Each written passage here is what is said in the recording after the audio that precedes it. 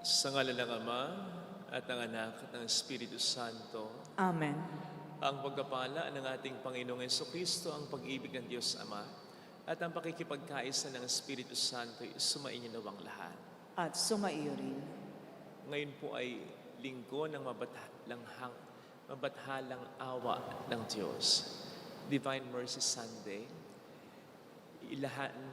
Ihain natin sa Kanya ang ating mga kahilingan, lalo na ang ating kahilingan na tayo'y mapatawad niya sa ating mga kasalanan. Upang tayo maging marapat, halina't magsisimula para sa ating mga kasalanan at pagkukulang. Tayo pong lahat, inaamin ko sa makapangyarihang Diyos At sa inyo mga kapatid, na lubha akong nagkasala sa isip, sa salita at sa gawa, at sa aking pagkukulang. Kaya isinasamo ko sa mahal na Birheng Maria, sa lahat ng mga anghel at mga banal, at sa inyo mga kapatid, na ako'y panalangin sa Panginoong ating Diyos. Kaawaan tayo ng mapagmahal na Diyos, patawarin sa ating mga sala, at patnubayan hanggang sa buhay na walang hanggan. Amen. Panginoon, kaawaan mo kami. Panginoon, kaawaan mo kami. Kristo, kaawaan mo kami. Kristo, kaawaan mo kami.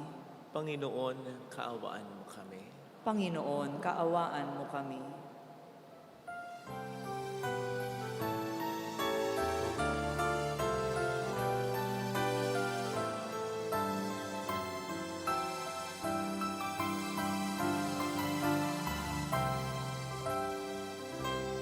Luwalhati sa Diyos ang kaitaasan,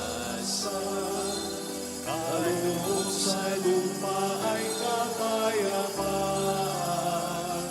Pinupuri ka, ipinagdarangal, sinasamba dahil sa dakilang kalwalhatian.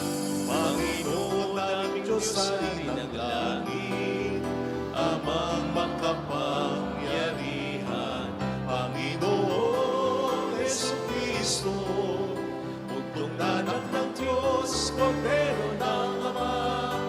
Ikaw na nag-alis sa mga kasalanan ng sanlibutan. Tanggapin mo ang aming kahilingan, ikaw na naluluklok sa kanan ng Ama. Maawa ka sa amin, ikaw lamang ang banal, Panginoon Jesucristo, kasama ng Espiritu, sa luwalhati ng Ama. Amen, Amen, Amen.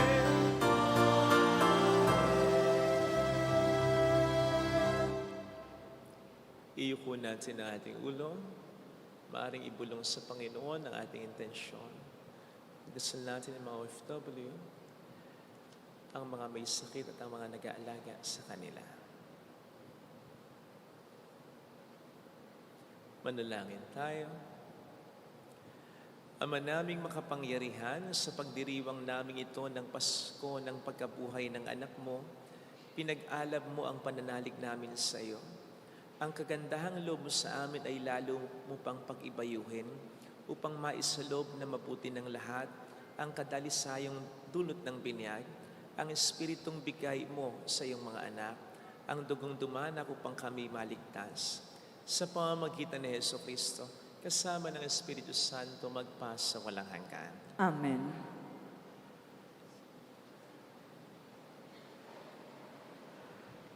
Sa unang pagbasa, nasaksihan ng mga tao ang mga kababalaghang ginawa ng mga apostol, dahilan upang mas dumami pa ang nananampalataya sa Panginoon. Ang salita ng Diyos mula sa mga gawa ng mga apostol. Maraming kababalaghang ginawa ang mga apostol na pawang nasaksihan ng mga tao. Nagtitipon-tipon sa portiko ni Solomon ang lahat ng sumasampalataya. Hindi nangahas na makisama sa kanila ang mga di sumasampalataya.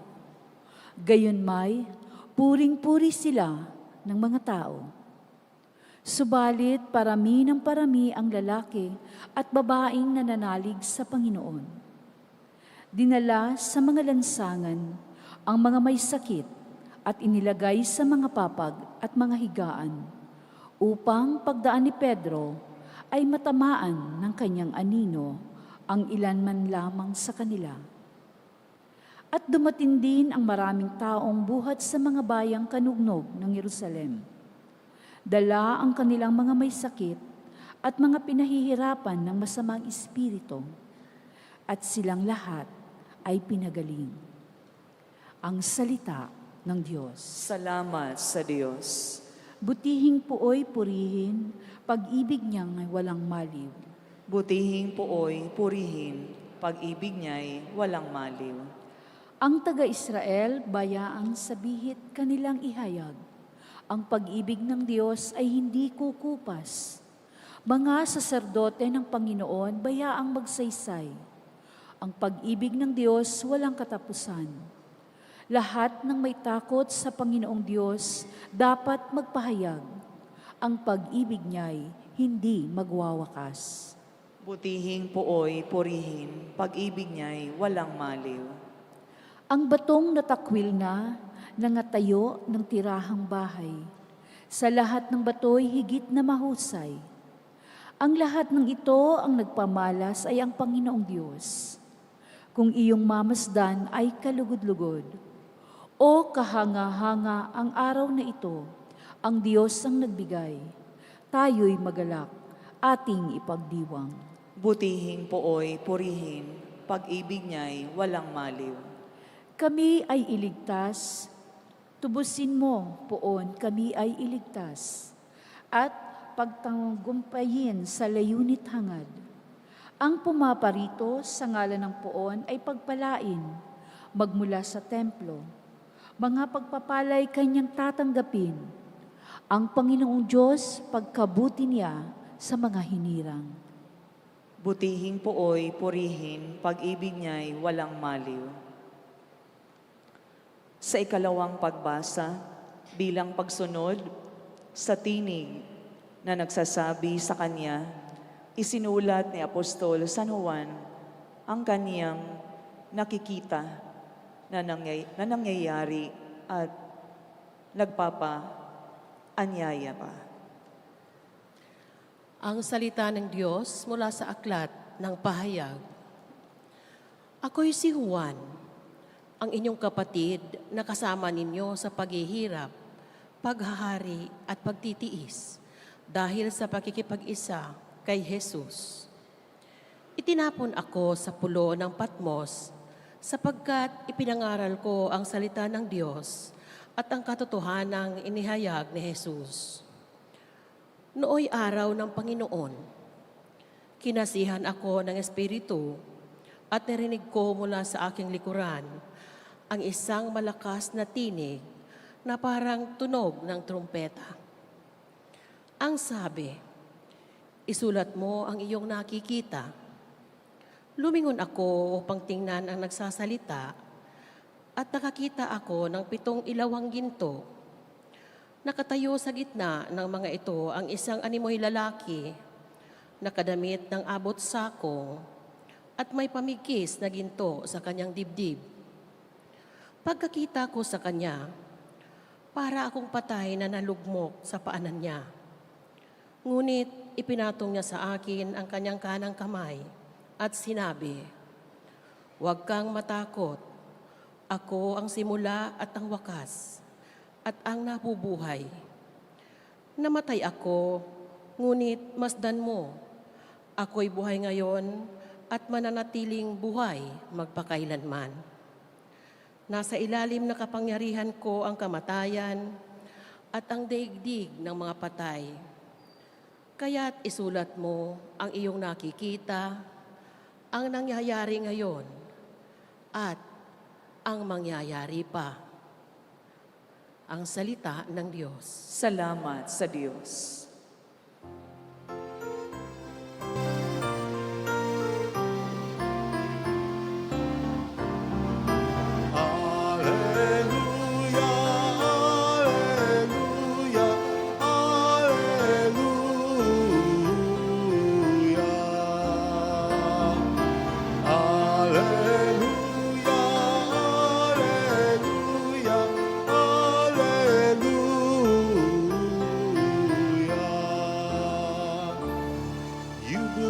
in me, Thomas, because you have seen me, says the Lord. Blessed are those who have not seen me, but still believe. Hallelujah, hallelujah, hallelujah.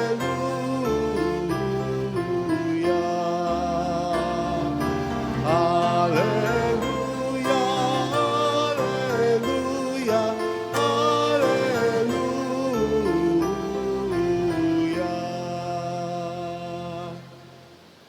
The Lord be with you. And with your spirit. A reading from the Holy Gospel according to John. Glory to you, O Lord.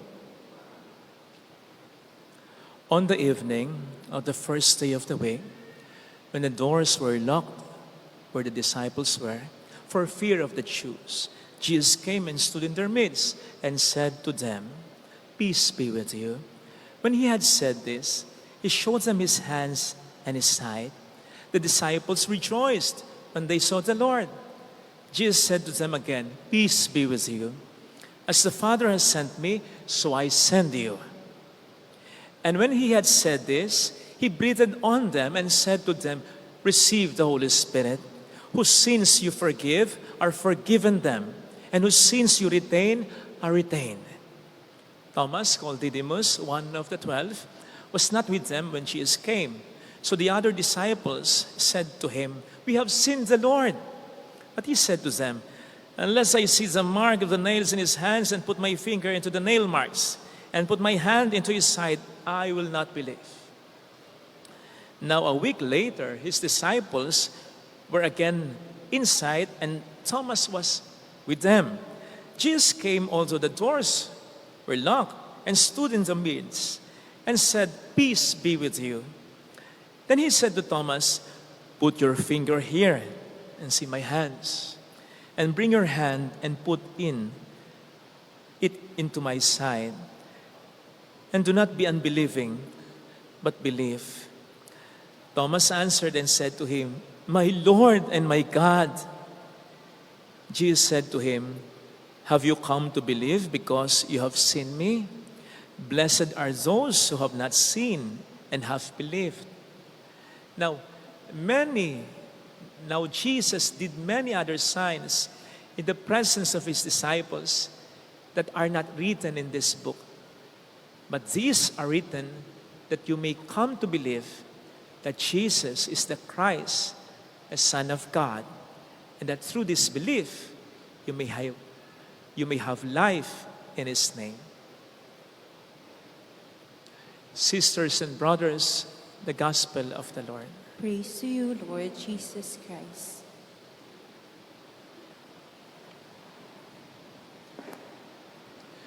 Shout out sa ating mga OFW. Marami pong salamat sa sakripisyo ninyo para sa bayang ito at para sa pamilya ninyo. Ang pulang laso na ito ay laging pagpupugay ko namin sa inyo. Welcome sa Our Lady of Last at Quasay Parish, kung saan ayos lang umiyak. Asamahan tayo ng mahal na ina sa pag-iyak sa pagdarasal upang maging maayos ang lahat. Hindi tayo masyadong late. Kasi nga, nag-limit na tayo na ngayon ng blessing, ng car blessings. Kung wala pang nagpa-picture ng mga makukulit, hindi sana ako late. Yung mga nagpa-picture pa rin Anyway, okay lang yon. At least hindi na masyadong late. And we promise na ganun na po mangyayari ngayon. Hindi na tayo masyadong late magsisimula. Kasi nag-limit na tayo ng mga car blessings. Okay? Naghahangad po ba kayo ng kapayapaan, ng peace? Sa mundong ito, para sa bayang ito, para sa ating mga kanya-kanyang samahan o pamilyang kinabibilangan, at maging sa ating personal na buhay? Of course. Kaya lang, bakit ganon? Mula noon hanggang ngayon, naghahangad na tayo ng ganitong kapayapaan. Sa lahat ng aspeto ng ating buhay, kaya nga nauso yung mga peace talks na yan. Kaya nga sa mga pageants dati, naging bukang bibig din yung peace on earth na yan. Kaya nga sumikat kahit paano yung kantang let there be peace on earth na yan. Kaya nga, ang wish natin at ang dasal natin para sa ating mga pamilya, wala sanang awayan, wala sanang alitan, wala sanang inggitan. At kaya nga, ang lagi rin nating panalangin para sa ating sarili, peace of mind. Pero bakit parang ang ilap-ilap ng kapayapaang yan? Makakamit, maa-achieve pa kaya natin talaga ang kapayapaan? Well, linawin muna natin na at least may dalawang uri ng kapayapaan. Yung kapayapaan na tunay at yung kapayapaan na peke lang. Alam natin, batay sa ating karanasan sa mga bagay-bagay, iba yung tunay, iba yung original, iba yung genuine, maasahan, matibay, maganda. Kumpara sa peke or imitation lang. Well, yung tunay na kapayapaan, yun ang kapayapaang hatid ni Kristo. Yung peking kapayapaan, yun ang kapayapaan na hatid ng mundo at alam ng maraming tao. Yung kapayapaang hatid ng mundo at alam ng maraming tao, ganito. Basta walang awayan, walang confrontation, walang conflict, walang problema, may kapayapaan. Hindi nga.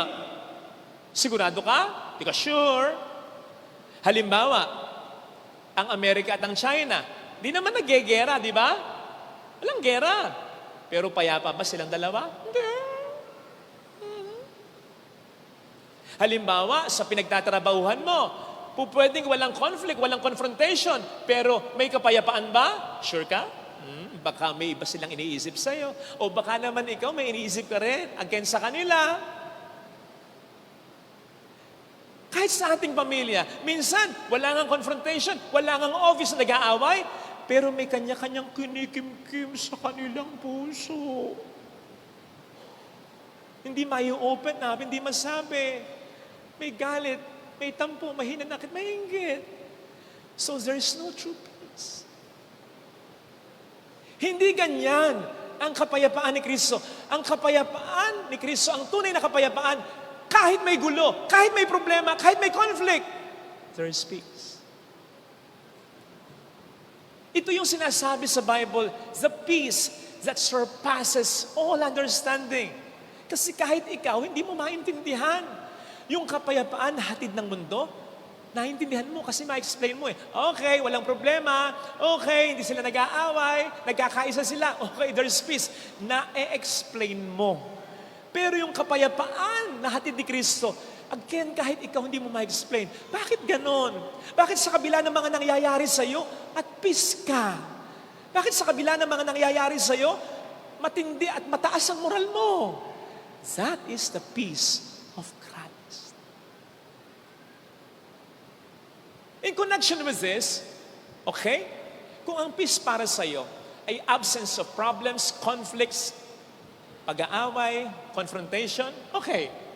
Sige nga, sa palagay mo ba, forever na ganyan? Forever bang walang conflict? Forever na walang pag-aaway? Kahit sa pamilya nyo na lang, okay? Ngayon, ang mga anak mo nagmamahala, how sweet. Pero hintayin mo lang. Pag nagkaroon na ng kanya-kanyang buhay ang mga yan, at kapag nagkaroon ng kanya-kanyang pamilya, asawa, makikita mo, hindi forever yung peace na yan. And forever ba tayong mawawala ng problema? Come on. Di ba sabi natin, habang may buhay, may problema. Hindi sa totoo lang. Mawawala yung isang problema, may papalit na ibang problema. Pero habang may buhay, may pag-asa. Yun ang maganda. Pero gaya ng sabi natin last week, last Sunday, ang pag-asa ay hindi lamang dahil buhay tayo. May pag-asa dahil at kung nabubuhay sa ating pagkatao, si Kristo.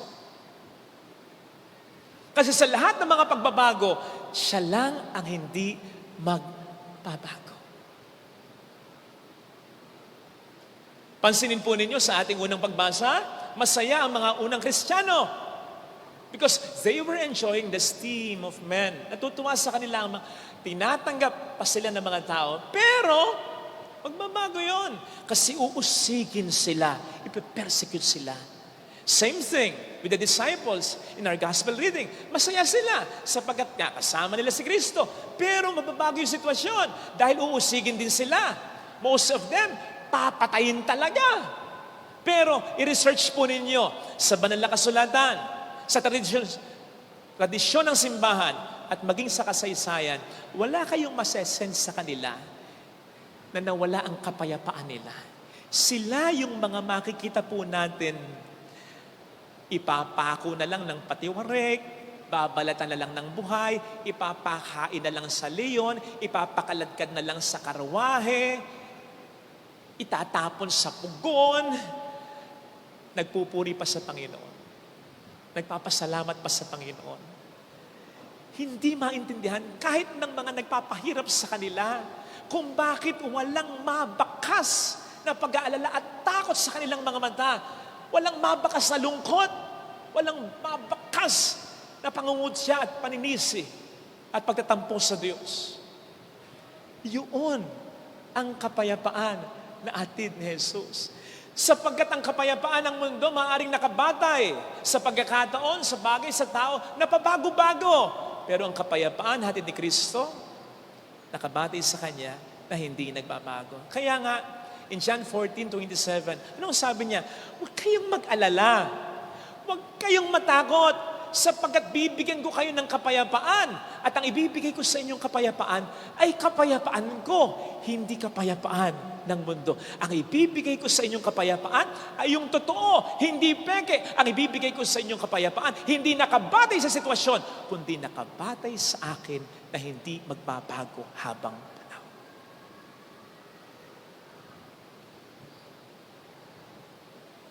Kahapon lang, habang iniisip ko yung magiging tema ng aking umilya, may nakiusap sa akin, Father, i-video greet mo naman yung aking asawa sa Kuwait. Hindi ko kilala pero pinagbigyan ko.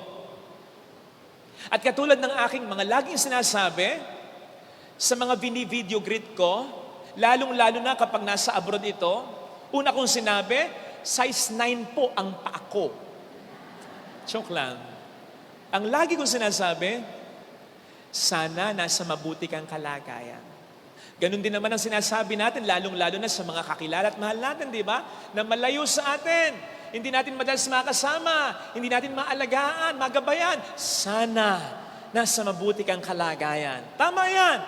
Pero for the very first time, sa taong hindi ko pa kakilala, naipaliwanag ko with the promptings of the Holy Spirit kung anong ibig sabihin dapat ng sana nasa mabuti kang kalagayan. Ang sabi ko sa kanya, Tol, sana nasa mabuti kang kalagayan. Sana ang buhay mo ay nakalagay sa mga kamay ng Panginoong mapagmahal at makapangyarihan. Kasi ang pagkakaroon ng mabuting kalagayan, hindi lang okay ang buhay, okay ang pamilya, okay ang negosyo, okay ang kalusugan, sapagkat lahat ng yan ay magbabago. Ang malagay sa mabuting kalagayan ay ang malagay ang ating buhay sa Kanyang mga kamay. Magbago man ang lahat, mawala man ang anuman, ay mamatay man, we are in good hands.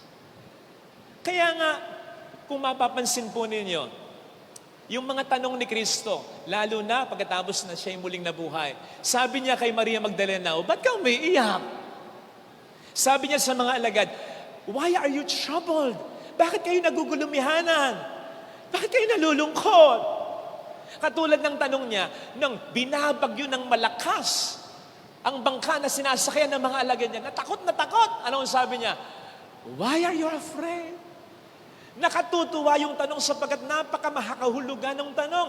In as much as alam ng Panginoon ang sagot sa mga tanong niya. Pero ang punto niya kasi, kung bakit pa siya nagtatanong, bagamat alam niya ang sagot sa kanyang tanong ay ganito. Magdalena, bakit ka umiiyak? Narito na ako. Mga alagad ko, bakit kayo nagugulumihan? Why are you troubled? Nandito na ako. Bakit kayo natatakot? Ako ito. Yun ang sense ng tanong. Meron akong nakitang quote, know Jesus no peace. Pag nakilala mo si Jesus, ano ang sabi sa ating gospel reading? Matapos siyasatin ni Tomas ang mga ebidensya na muling ang nabuhay si Jesus at nasulat ang lahat ng ito para tulad ni Tomas, sumampalataya tayo na talagang Diyos si Kristo. Kapatid, know the Bible, read the Bible, reflect on the Bible. Nandiyan ang lahat ng patunay na Diyos talaga si Jesus. Nandiyan din ang mga pangako ng Diyos sa atin sa pamamagitan ni Jesus. Na tinutupad ng Diyos sa pamamagitan ni Jesus. Kung masigsisingin lang talaga sa atin, alam ninyo, ano man ang pagbabago, problemang maranasan natin, we know Jesus, we will know peace. Hindi niya ako pababayaan. Kasi sa kabila ng mga pagbabago, hindi magbabago ang Diyos. Makapangyarihan pa rin siya, mapagmahal pa rin siya, maawain pa rin siya, mabait pa rin siya, may awa pa rin siya. O di ba yun ang sinasabi ng mga matatanda? May awa ang Diyos. Na ibig sabihin nun, may magagawa ang Diyos. May ilusot dyan, may solusyon dyan, may awa ang Diyos. At walang ibang may karapatang magsabing may awa ang Diyos kundi ang mga matatanda. Sapagkat dumaan sila sa maraming mga pagsubok na akala nila'y wala ng daan palabas na ilabas sila ng Diyos. Kaya magtiwala ka kapag sinasabi ng matatanda, anak, may awa ang Diyos. Na para bang sinasabi nila, hindi ko alam ang sagot sa tanong mo. Hindi ko alam kung ano mangyayari, pero sinisigurado ko sa iyo may awa ang Diyos, may mangyayaring maganda sa iyo. Yun ang wisdom ng matanda. At maniwala ka sapagkat napatunayan nila yan. Isipin nga po ninyo, sa ating ebanghelyo, ang pangit nung nangyari, nagduda si Tomas. Pangit yun. Kasi dapat naniniwala na agad sa Panginoon. Pero anong masasabi natin dito? Kahit na yung pangit na pangyayari, nagkaroon ng magandang pangyayari sa huli. Anong magandang nangyayari? Nagkaroon ng dagdag pruweba na si Kristo muling nabuhay talaga. Gusto ko yung picture na ito. Yung painting na ito. Makikita nyo dyan si Tomas at ang mga disipulo.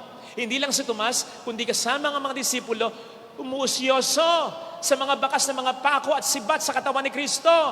Anong ibig sabihin ng painting na yan? Kaya kay ganda niyan? Ang ibig sabihin ng painting na yan, pati ang ibang mga alagad, hindi lang si Tomas, nagdududa talaga. Natakot lang silang magtanong. Buti pa nga si Tomas, nagtanong. Kasi kung hindi sila nagdududa, dapat ang ipapakita sa painting, wala na yung ibang mga disipulo, si Tomas na lang at si Kristo. O kung makita man sa painting, yung mga disipulo, nakaupo na lang sa isang tabi, na para bang sinasabi, Tomas, ikaw na lang ang may problema. Wala na kaming problema dyan. Naniniwala na kami dyan. Hindi! Halos magkapalit-palit sila ng mukha kasi sila ay umusyoso. Bakit? Dahil duda pa rin naman sila. Buti nga nagtanong si Tomas, nagkaroon ng dagdag pruweba na si Kristo ay hindi multo, hindi guni-guni, totoong nabuhay talaga at nakinabang tayo dito. Hindi lang yun. Napuri pa tayo ng Panginoon. Ay, akalain mo yun? Wala naman tayo sa eksena, napuri tayo. Sa pagkatandaan mo kapatid, katulad ng sinasabi sa ating second reading, ang Diyos ang simula at ang wakas sa bawat yugto ng panahon, nandoon ang Panginoon. Hindi pa nangyayari ito, nandito na ang Panginoon. Hindi pa tayo nagkikita-kita. Sabi na ito ng Panginoon. Anong sabi niya? Tomas, naniniwala ka sapagkat nakita mo ako. Mapapalad ang mga hindi nakakita sa akin, pero naniniwala. Minsan naisip natin, buti pa sila nakasama ng personal si Jesus? Kapatid, not necessarily. Sa pagkatandaan mo, silang mga nakasama ng personal ni Jesus, silang nagpako kay Jesus sa krus. So hindi ibig sabihin, kung nabuhay tayo noon, mapalad na tayo at maniniwala na tayo. Ay hindi! Anong sabi ni Jesus? Mapalad ang mga nasa Lazaret ngayon. Nagsisimba. Hindi na ako nila personal na nakita, pero sila'y naniniwala na. Nakita nyo na. Sa isang pangit na nangyari, may magandang nangyari. Ganon ang Diyos. He can write straight lines with crooked lines. Eh yung kamatayan niya, nagawa niya ng paraan. Ano ang hindi niya kakayaning gawan ng paraan para sa ating naligtas. And that should give us peace. Sipin po ninyo, no? Linggo-linggo, nagkikita-kita tayo dito. Linggo-linggo, tumatanggap tayo ng kapayapaan. At ang tinatanggap nating kapayapaan dito, Hindi yung peke, hindi yung imitation, kundi yung kapayapaan ng Panginoon. Maliwanag ito eh. Ano ang sabi sa intro? Ang sasabihin ng pare, ang kapayapaan ng Panginoon ay sumain nyo daw ang lahat. Ano sabihin nyo? At sumain nyo rin. Magbigayan kayo ng kapayapaan sa isa't isa. Yung kapayapaan na binibigay natin ay kapayapaan ng Panginoon na para bang sinasabi mo sa katabi mo kahit sa hindi mo kakilala, alam kong may pinagdaraanan nga at alam kong may pagdaraanan ka pa, may the peace of Jesus be with you. May the presence of Jesus be in your life. Yun ang ibig sabihin noon. Kaya iayos nyo yung peace be with... Iayos nyo yun. Kasi makapangyarihan yun. Totoo. Totoo. Kasi yun ang magbibigay ng kapayapaan sa tao. Bakit kayo narito? Nawala ba yung problema niyo? May nawala, pero may pumapalit. Tandaan ninyo, hindi mawawala ang problema. Tandaan ninyo, hindi magkakaisa totally ang buong mundo. Hindi mangyayari yon. Hindi mangyayaring walang maninira sa'yo, walang maiinggit sa'yo, walang pupula sa'yo. Hindi mangyayari yan. Laging may pagsubok, laging may problema, pero laging may pag-asa kung si Kristo ay nasa puso talaga natin. Talaga. So, you don't have to subtract problems from your life in order to have peace. You have to add Jesus in your life to have peace. Because true peace is not the absence of problems. True peace is about the presence of Jesus. Makakamit natin ng kapayapaan, pero wag yung kapayapaan ng mundo. Hindi mo makakamit yon. Maglalaho yun. Ang hilingin natin araw-araw, ang kapayapaan na hatid ni Kristo. Wala sa labas, kundi nandi dito. Ito sana ang hilingin nating biyaya sa banal na pagdiriwang na ito. Lagay natin ang ating kanang kamay sa tapat ng ating puso.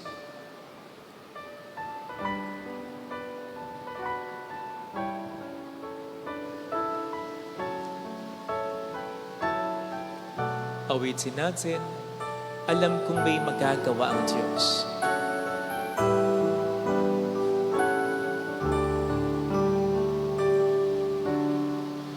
Alam kong may magagawa, makapangyarihan siya. Alam kong may magagawa ang Diyos. Walang imposible sa Kanya.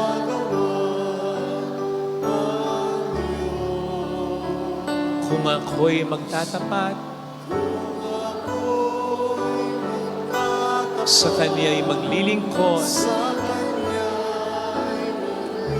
alam kong may magagawa ang Diyos kasi may awa ang Diyos.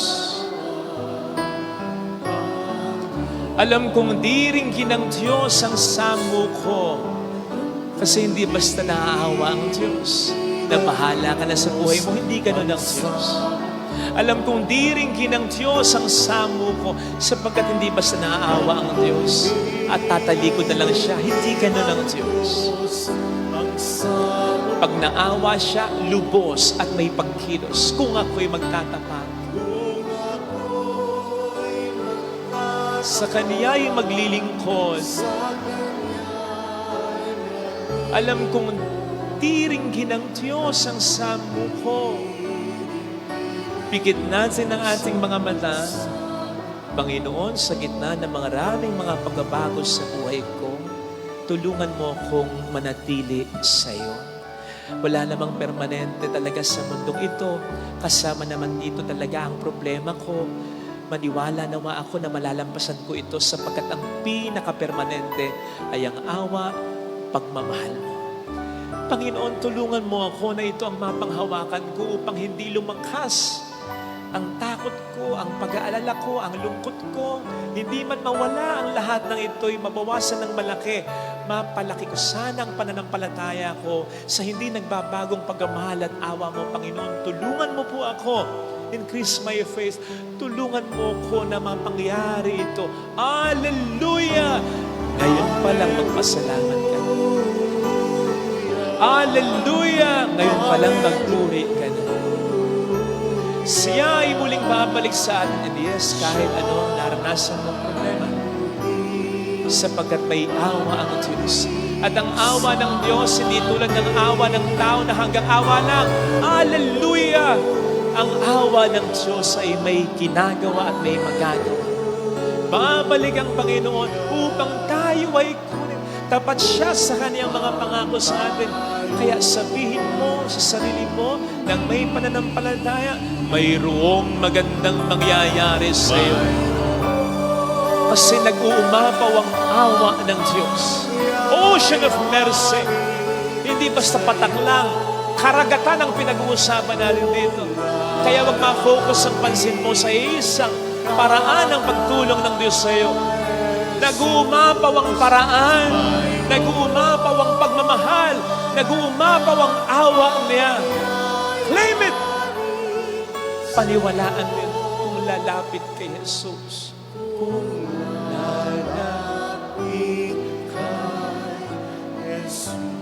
glory to the Father, and to the Son, and to the Holy Spirit. As it was in the beginning, is now, and ever shall be, world without end. Amen. I believe in God, The Father Almighty, creator of heaven and earth, and in Jesus Christ, his only Son, our Lord, who was conceived by the Holy Spirit, born of the Virgin Mary, suffered under Pontius Pilate, was crucified, died, and was buried. He descended into hell. On the third day he rose again from the dead. He ascended into heaven and seated at the right hand of God the Father Almighty. From there he will come to judge the living and the dead. I believe in the Holy Spirit, the Holy Catholic Church, the communion of saints, the forgiveness of sins, the resurrection of the body, and life everlasting. Amen. Father of endless mercy and boundless compassion, look upon us with love as we lift up to you our supplications. Let us pray. Merciful Father, hear us. Merciful Father, hear us. Reborn in baptismal waters, may the Church carry on the healing mission of Christ in the midst of a troubled world, we pray. Merciful Father, hear us. By the power of your word of life, break through the fears of the leaders of our nation, so that they may be empowered instruments of justice, we pray. Merciful Father, hear us. Through your liberating love, may those who are sick, depressed, anxious, and all who are in any form of bondage be led to the peace and healing presence of the risen Lord, we pray. Merciful Father, hear us. Enable those who are in despair because of their weaknesses and sinfulness to draw near to the font of mercy, Jesus Christ, your Son, we pray. Merciful Father, hear us. Trusting in the truth of your gospel, may our beloved dead who hoped in your mercy find home and contentment in the eternal life you have promised, we pray. Merciful Father, hear us. Let us pray for the urgent concerns of our community and our personal intentions. Including in the thanksgiving of Erwin and Darlene Shorna, Fred and Portia Cruz and their families, and Sharon Gorospe as she celebrates her birth anniversary. We pray. Merciful Father, hear us. Gracious Father, hear us as we call on your mercy. Sustain us with your gifts of faith, hope, and love as we savor the Easter festivities with great joy. We ask this through Christ our Lord. Amen. Offer sorry.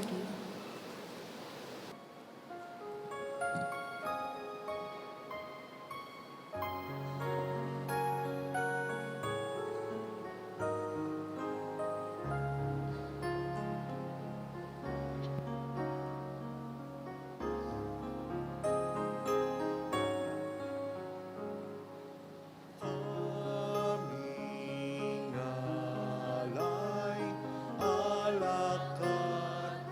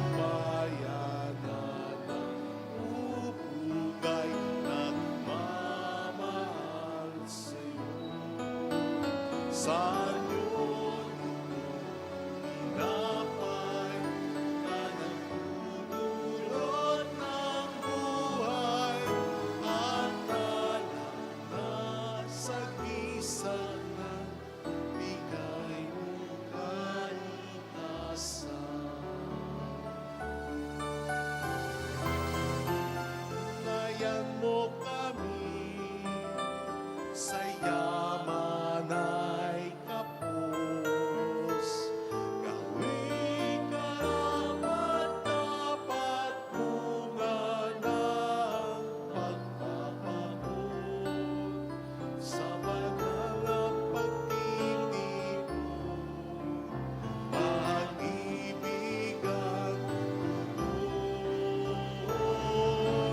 Pagkalay namin sana kalugdan mo, isang bayan na nagpupugay nagmamahal sa'yo. Sa anyo nitong tinapay na nagdudulot ng buhay at kalagran sa bisan na bigay mo kaligtasan.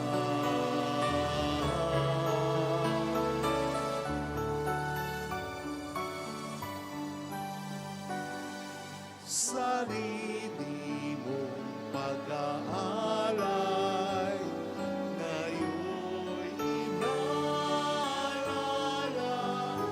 habang naghihintay kami sa'yo. Pagbabalik.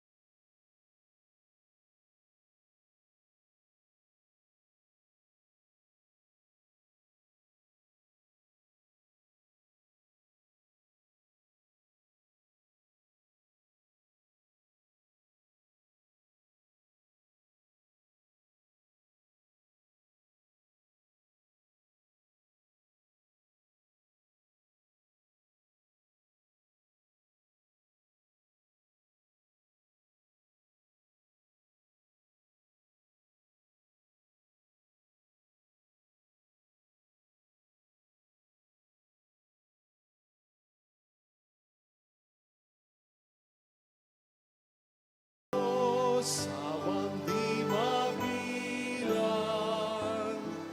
tanggapin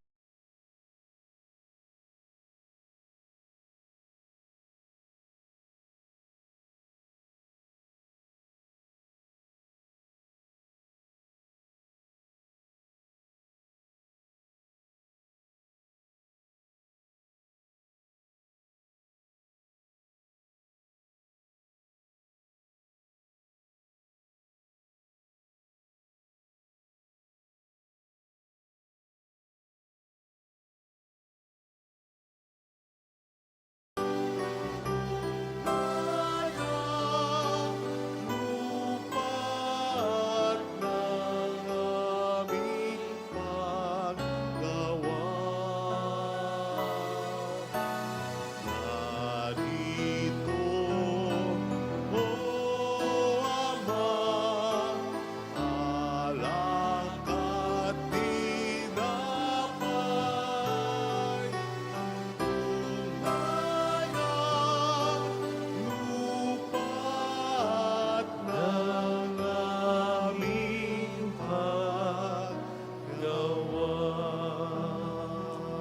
Manalangin tayo, pang ating handog ay maging kalugod-lugod sa Diyos amang makapangyarihan. Tanggapin nawa ng Panginoon itong paghahain sa iyong mga kamay, sa kapurihan niya at karangalan, sa ating kapakinabangan, at sa buong sambayanan niyang banal. Ama naming lumikha, tunghayan mo ang mga alay ng iyong bayan upang ang iyong binigyan ng bagong buhay sa pagsampalataya sa iyong ngalan at pagkadali sa inong sila'y binyagan ay makapakinabang sa ligayang walang katapusan sa pamamagitan ni Jesucristo, kasama ang Espiritu Santo magpa sa walang hanggan. Amen. Sumainyo ang Panginoon. At sumaiyo rin. Itaas sa Diyos ang inyong puso at diwa. Itinaas na namin sa Panginoon. Pasalamatan ang ating Panginoong Diyos. Marapat na siya ay pasalamatan. Ama naming makapangyarihan, tunay ang marapat na ikaw ay aming pasalamatan. Ngayong ipinagdiriwang ang paghahain ng Mesiyas, ang maamong tupa na tubos sa aming lahat, sa paghahain ng sariling buhay at sa pagkabuhay ng anak mong mahal, na buksang ganap ang iyong tahanan at kaming pinaghaharian mo'y naging kasambahay. Sa pagkamatay niya sa krus, nalupig ang kamatayan. Sa kanyang pagkabuhay, naging buhay siya ng tanan. Kaya kaisa ng mga anghel na nag-isiawit ng papuri sa iyo ng walang humpay sa kalangitan, kami nagbubunyi sa iyong kadakilaan. Santo, Santo, Santo, Panginoong Diyos ng mga hukbo, napupuno ang langit at lupa ng kadakilaan mo. Hosana sa kaitaasan, pinagpala ang naparirito sa ngalan ng Panginoon. Hosana sa kaitaasan. Ama naming banal, ikaw po ang bukhal ng tanang kabanalan, kaya't sa pamamagitan ng iyong Espiritu, gawin mo pong banal ang mga kaloob na ito upang para sa amin ay maging katawan at dugo ng iyong anak na aming Panginoong Hesukristo. Bago niya pinagtiis ang kusang loob na maging handog, kinawakan niya ang tinapay. Pinasalamatan kaniya, pinaghati-hati niya iyon, iniabot sa kaniyang mga alagad at sinabi, tanggapin ninyong lahat ito at kanin. Ito ang aking katawan na ihahandog para sa inyo.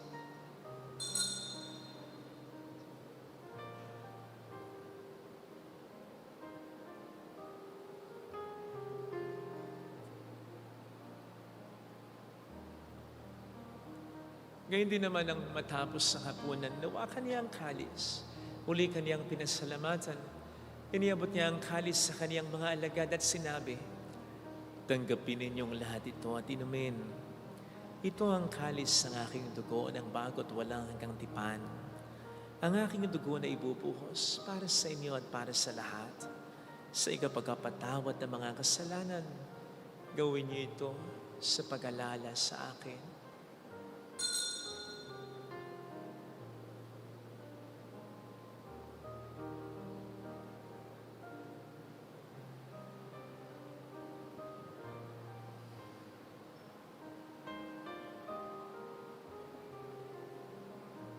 Ipagbunyi natin ang misteryo ng ating pananampalataya. Si Kristo'y namatay, si Kristo'y nabuhay, si Kristo'y babalik sa wakas ng panahon. Ama, ginagawa namin ngayon ang pag-alaala sa pagkamatay at muling pagkabuhay ng iyong anak. Kaya inialay namin sa iyong tinapay ng buhay at ang kalis ng kaligtasan. Kami nagpapasalamat dahil kami iyong minarapat na tumayo sa harap mo para maglingkod sa iyo. Sinasamo namin kami na magsasalo-salo sa katawan at dugo ni Kristo ay mabuklod sa pagkakaisa sa pamamagitan ng Espiritu Santo. Ama, lingapin mo ang iyong simbahang laganap sa buong daigdig. Puspusin mo po kami sa pag-ibig, kaisa ni Dennis na aming obispo at ng Tanang Kaparian. Alalahanin mo si Papa Francisco na tinawag mo mula sa daigdig na ito. Yung siya'y binyagan, siya'y nakaisa ni Kristo sa pagkamatay, ngayong siya'y pumanaw, naway makisa siya ni Kristo sa pagkabuhay. Alalahan mo rin ang mga kapatid naming nahimlay na may pag-asang sila'y muling mabubuhay, lalo ng aming mga ipinagdarasan. Kaawaan mo sila at patuloyin sa iyong kaliwanagan at lang lahat ng mga pumanaw. Kaawaan mo at pagingtapatin kaming lahat na makasalo sa iyong buhay na walang wakas. Kaisa ang mahal na birhen ng Lasalet, ang ina ng Diyos, Isanuse ang kabiyak ng kanyang puso lahat ng mga banal na namuhay dito sa daigdig ng kalugod-lugod sa iyo. Maipagdiwang nawa namin ang pagpupuri sa ikararangal mo sa pamamagitan ng iyong anak na aming Panginoong Hesukristo. Sa pamamagitan ni Kristo, kasama niya at sa Kanya, ang lahat ng parangal at papuri ay sa iyo, Diyos Ama, makapangyarihan, kasama ng Espiritu Santo, magpasawalang hanggan.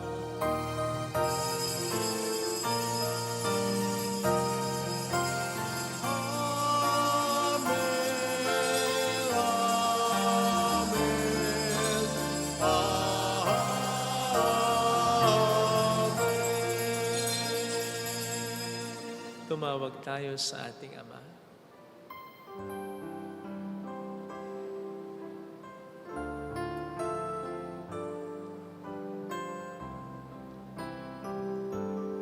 Ama namin, sumasalangit ka, sambahin ang ngalan mo,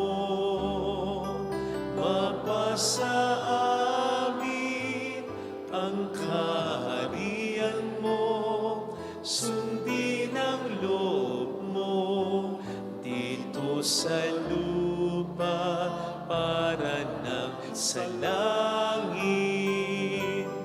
Bigyan mo kami ngayon ng aming kakanin sa araw-araw at patawarin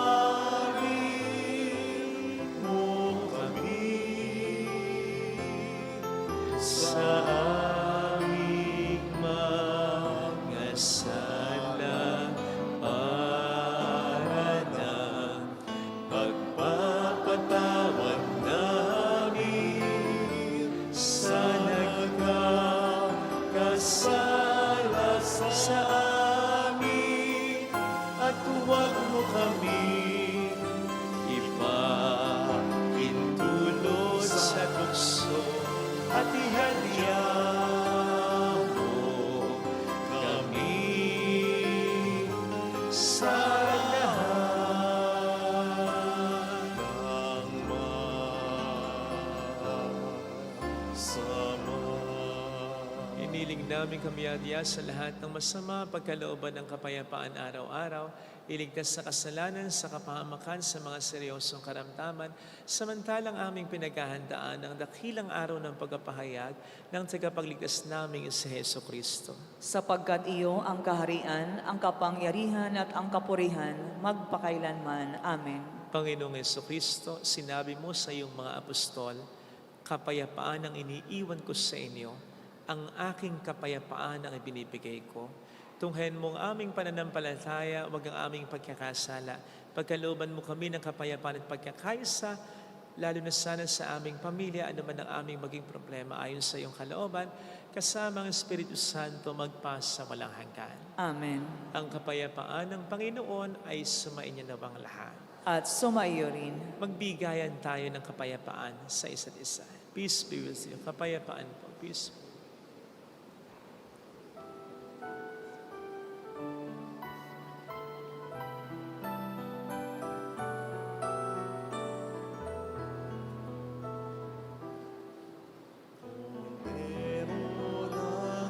Diyos na nag-alis ng mga kasalanan ng sanlibutan, maawa ka sa amin.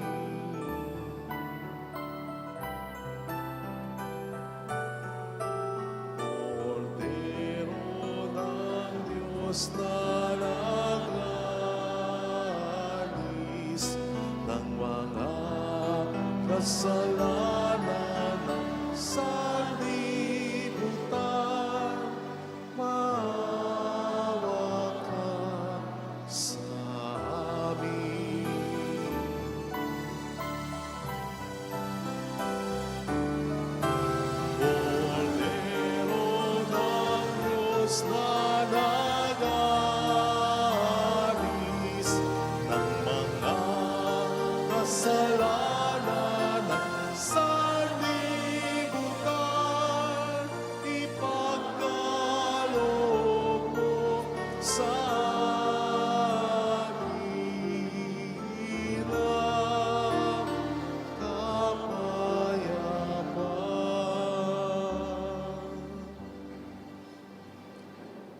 Narito sa harap natin ng Panginoon ang ating buhay at kaligtasan.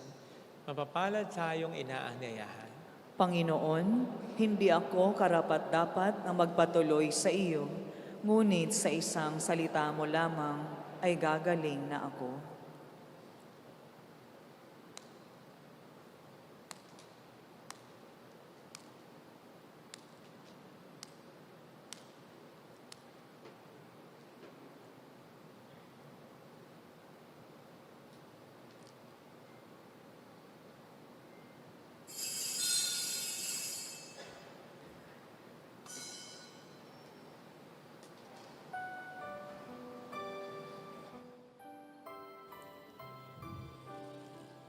Panalangin para sa espiritual na pakikinabang.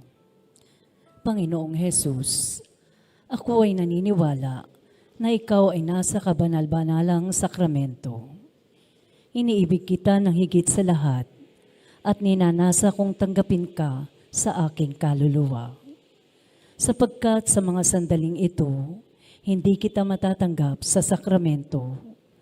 Tumuloy ka sa espiritu sa aking puso. Niyayakap kita na para bang naririto ka na.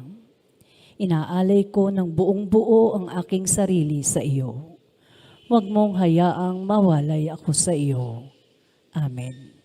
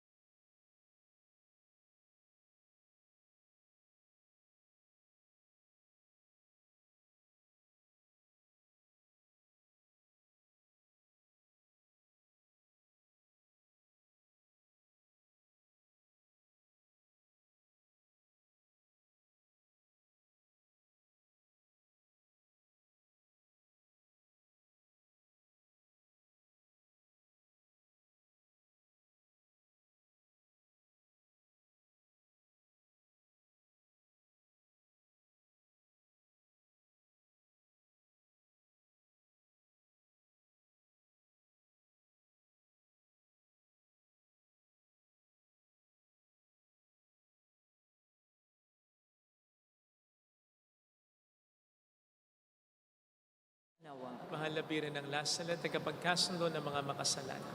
Ipanalangin mong walang patid kaming mga dumudulog sa iyo. Maraming salamat po sa inyong pakikisa sa mga tulong na binibigay ninyo na nagiging dahilan para makatulong din po tayo sa iba.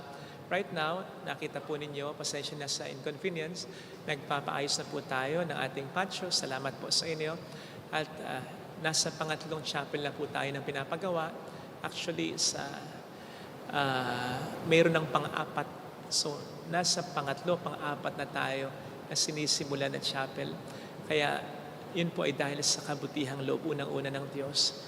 At yun ay sa pamamagitan din ninyo na nakikipagtulungan sa Kanya para sa Kanyang mga proyekto, para sa pagpapatatag ng pananampalataya pa ng mga Katoliko, partikular na sa pagbubuo o sa ayos papapagawa ng mga chapels. Kaya maraming po salamat sa inyo. Sumayin ang Panginoon At sumayo rin. pagpalain kayo kasama ang ating pamilya ng mapagmahal na Diyos, ng Ama at ng Anak at ng Espiritu Santo. Amen. Bumayo tayo sa kapayapaan ni Kristong muling nabuhay. Aleluya, aleluya. Salamat sa Diyos. Aleluya, aleluya. Salamat.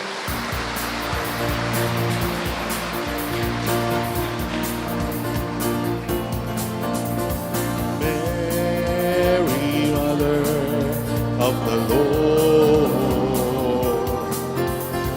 hear the prayer we sing to you. Let your tears sip in our minds and hearts as once they fell at Nazareth. Tell your people how to live again. Tell your people how to sing again. Tell your people how to dance again. Tell your people how to pray again. Mary, Mother of the Lord, hear the prayer we sing to you. Let your tears sip in our minds and hearts as once they fell at Nazareth.